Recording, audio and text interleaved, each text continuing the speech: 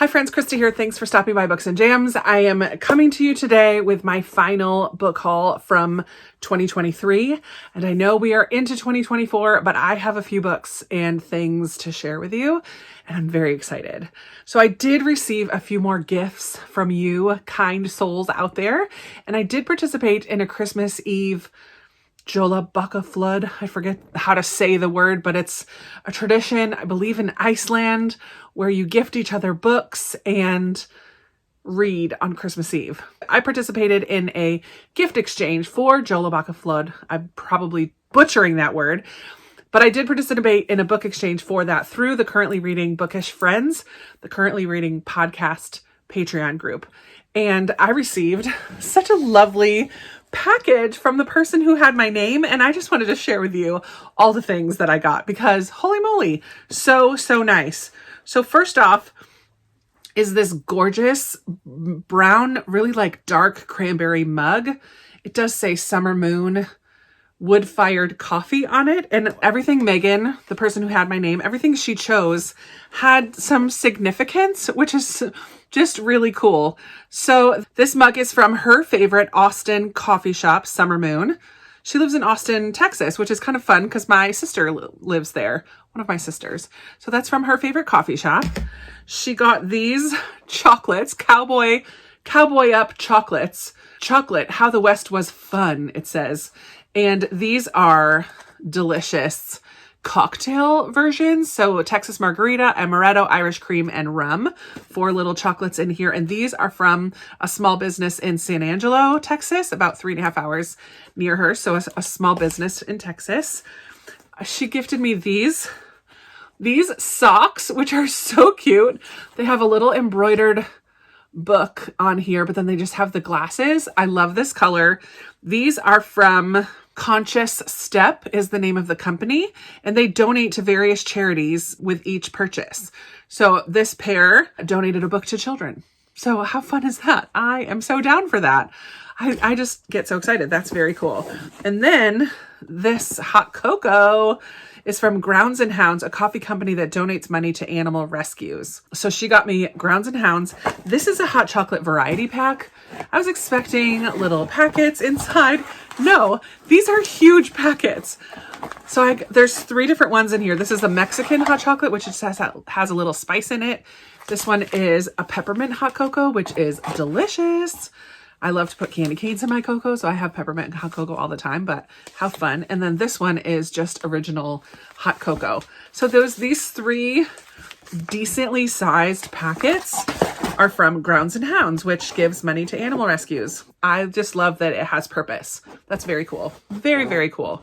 And then she gifted me a book, which is The Last Devil to Die, which is a Barnes & Noble exclusive. Actually, that sticker comes off, which I'll probably take off. But this one is the 4th one in the Thursday Murder Club mysteries. It will sit very beautifully on the shelf with the other ones. And I definitely want to read more in this series. I've only actually read the first one so far, but I loved it. And I keep hearing that the rest are just as delightful. So I'm very much planning to continue with that series. So I'm going to put her card in the book so I remember. Yay for that. That was a very fun gift exchange. The only gift exchange I think that I participated in online this year. Let's go ahead and do the ones that I got for myself. Mainly, I got some Book of the Month books. I'm trying to use up the credits that I have. So I purchased 4. I actually only purchased 1 and then I used credits for the rest. But I did get 2 sequels. So The Mystery Guest by Nita Prose is the sequel to The Maid, which I still haven't read, but I know I'm going to really enjoy. So I got the second one. And then I got the sequel to Divine Rivals. This is Ruthless Vows by Rebecca Bross. And I have the Book of the Month copy of Divine Rivals. So I'm excited that this will match it.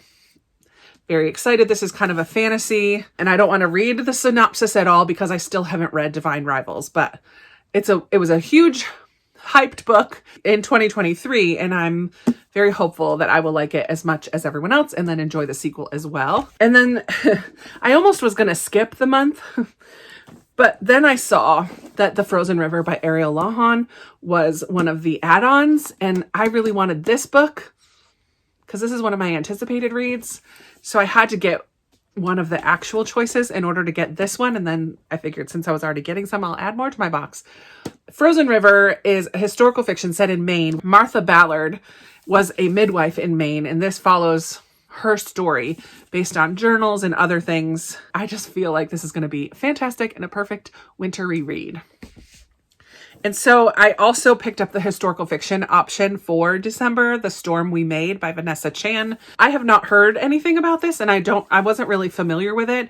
It's a captivating, sweeping novel about a Malayan mother who becomes an unlikely spy for the invading Japanese forces during World War II, and the shocking consequences that rain upon her community and family. So a totally different side of things as far as World War II historical fiction goes. We're on the Japanese front, and then a woman who ends up being a spy for the Japanese army. I'm just very intrigued by that and hopeful that it will be a good story. We shall see. And then I did purchase for myself 2 Bible studies that have to do with hope, which is my word of the year for 2024. This first one I got is called Renewed by Heather M. Dixon, Finding Hope When You Don't Like Your Story. And this is lessons from Naomi in the book of Ruth in the Bible. So I'm looking forward to that one. And then also in Bible studies is The Company, and this has created me a heart of hope. So I'm really looking forward to diving into the word hope, and I have 2 resources. There were a lot more, but I limited myself to just 2 of them in hopes of actually completing them throughout the year. We shall see. The rest of what I have to show you were all so kindly gifted to me. So I will just go through those, and huge thank you to so many of you.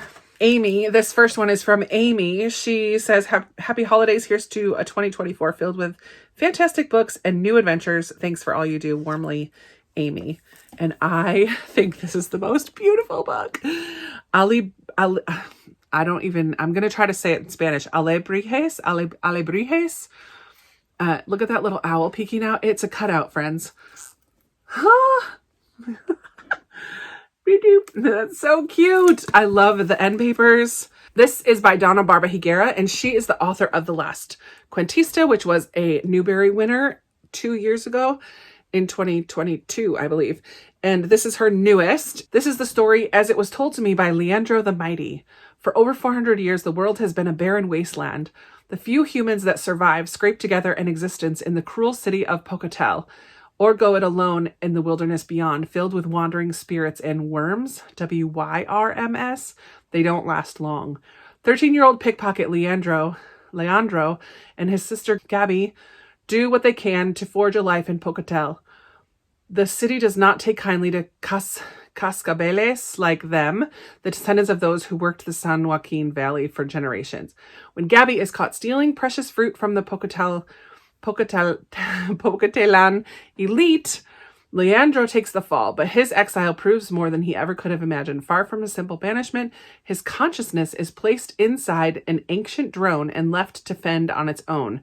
But beyond the walls of Pocotel lie other alebrijes like Leandro, who seek for a better world, as well as mutant monsters, wasteland pirates, a hidden oasis, and the truth. So it's going to be another sci-fi. I absolutely loved The Last Cuentista, so I have very high hopes I will love this one as well. We shall see. Thank you, Amy, for sending it to me. Then the lovely Christy sent me 2 books. Christy, thank you so much. I hope these books bring you a little joy for this holiday season. Thank you for sharing your life with us, even when it's not so easy. I'm grieving with you and praying for you every single day. Merry Christmas from Christy G. Christy, thank you.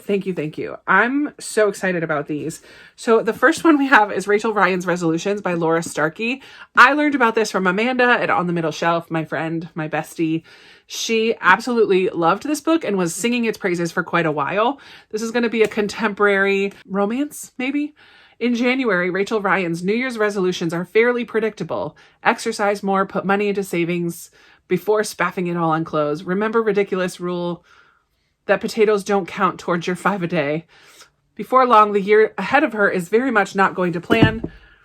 When the creative agency she works for is taking over one of the new suits in the office, it's very familiar and very handsome. Surely it can't be Jack Harper, the man she has spent years trying to forget. Not only is Rachel now working with him, she has regular sightings of the gorgeous woman he cheated on her with, who happens to be plastered to the side of every London bus. Thank goodness for Tom, who is always there to listen and pour wine. But when work stirs up her most painful memories, her best friend makes a major announcement and Jack dials up the charm. Rachel starts to question everything. As life throws her a world of crazy, will Rachel have to make some very different resolutions? I think this is a good one to read around New Year's time. I know Amanda loved it, so I'm hopeful that I will as well. Thank you, Christy, for sending me that one, as well as All the Children Are Home by Patry Francis. This is the author of The Orphans of Race Point, which I think I have or have read. I don't remember, but I do know that this I first learned about because one of my patrons, Shannon, recommended it to me, and I have tended to like the books that I've read that Shannon has recommended. So I'm excited for this one. I'm pretty sure that's where I heard about it. Set in the late 1950s through the 60s in a small town in Massachusetts, All the Children Are Home is the story of the Muscatelli family, foster parents Dahlia and Louie and their long-term foster children, Jimmy, Zadie, and John, and the irrevocable changes in their lives when an Indigenous girl comes to live with them. So it's just going to be this family story about these kids, including then an Indigenous girl as well, and this foster family. It's going to deal with orphans and foster children and adoption, and I am here for that. And it takes place in Massachusetts, where I did live for 6 years. So I'm excited about that as well. Thank you, Christy, for sending me that one. I have a feeling that one's going to be quite a tearjerker. Yikes. Next up, I have some bags. This first one is from Judy. Judy, who has sent me quite a few books over the years. Thank you so much, Judy. You're so kind. Merry Christmas, Krista. Hope this book gives you many hours of fun and all the recipes are yummy. Ooh, I'm excited. I think I know what this is. Yes. The Cook's Book by Brie McCoy. Brie McCoy is an Instagram presence. I don't know if she has a podcast as well. I'm pretty sure maybe just Instagram. She is such a fun little spitfire of a blonde with big bangs and makes cooking look so easy and delicious. I think she started out doing just cocktails and that turned into a lot more. And now she has this cookbook, but it's also techniques and how to be a better cook. And I am not the greatest at certain aspects in the kitchen. And so this is, I don't want to say textbook, but it does have, like, I just passed by how to use a knife, the sauce of a sauce, like just different things about how to make a really good sauce. I love that there are a lot of gorgeous pages and every recipe has a picture to go along with it. So you can kind of see different cuts of meat, explaining that. Cook without food sticking to your pan. Like, I love it. So I'm excited to take a look through this and maybe learn some things and also get some really good recipes. Thank you, Judy. That's so exciting. Just have a little bit more here. This one is from Marlene. I enjoy watching your videos as they are the highlight of my day. Aw, I was so sorry to hear about your brother. My thoughts and prayers are with you during this hard time. I hope you have a blessed Christmas. My Christmas was very nice. It was quite an escape from reality. It was very slow-paced, peaceful, relaxing, and just really lovely to be with my mom and my sister and actually my brother BJ, who did live in Turkey. He currently lives in the Philippines. Oh, how fun. Oh my word. I love Jamie Jo Wright's covers. They're like that buttery texture or lack of texture. They're just buttery soft. This is The Vanishing at Castle Moreau. Look how pretty that is, by Jamie Jo Wright, who is a Christian suspense author / historical. Most of her stories that I've read have dual timeline and there's about a century in between. So this is a haunting legend, an ominous curse, a search for a secret buried deep within the castle walls. So we're in 1870. Orphaned Daisy Francois takes a position as a housemaid at a Wisconsin castle to escape the horrors of her past life. There she finds a reclusive and eccentric Gothic authoress who hides tales more harrowing than the ones in her novels. As women disappear from the area and the eerie circumstances seem to parallel a local legend, Daisy is thrust into a web that could ultimately steal her sanity, if not her life. Whoa. And then in the present day, Cleo is hired by the grandson of an American aristocratic family to help his grandmother face her hoarding in the dilapidated Castle Moreau. But when Cleo uncovers more than just the woman's stash of collectibles, a century-old mystery and the dust of the old castle's curse threaten to rise again, this time to leave no one alive to tell the sordid tale. Dun, dun, dun. Her books are so good because they're creepy and intense, but I know that I can trust her to not cross the line into like things that are really going to scare me. It's not going to cross the line into horror, but it's going to bring me right to the edge, and I'm going to be terrified. Yeah, I'm excited to have another Jamie Jo Wright. Thank you, Marlene. That was very kind of you. Very, very kind of you. And then the final one from my gifts is from, let's see. Oh, this is also from Marlene. Surprise. I had forgotten about that. Marlene, thank you. Let's see what this one is. Ooh, it also has a buttery soft cover. Ha! The Vanished Days. I love it. So we have The Vanishing at Castle Moreau, and then The Vanished Days, which is a Susanna Kearsley book. And I have taken too long to get back into Susanna Kearsley. I have loved everything that I've read from her, which is 2 or 3 or 4 books, and I have quite a few more. And I think on my recommendations card this year, there's going to be at least 2, maybe 3. So I definitely need to read some Susanna Kearsley in 2024. So this one takes place in 1707. Old enemies from the Scottish Highlands to the borderlands are finding common ground as they join to protest the new union with England.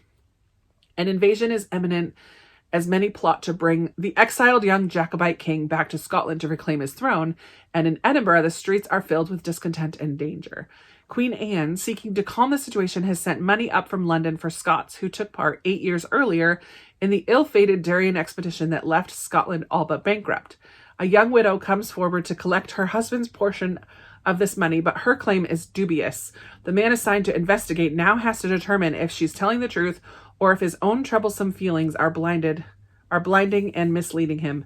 It's not only a matter of justice, but of lost love and a nation betrayed. Oh, so I'm wondering if this is not going to have any kind of time travel, or it doesn't sound like it's going to.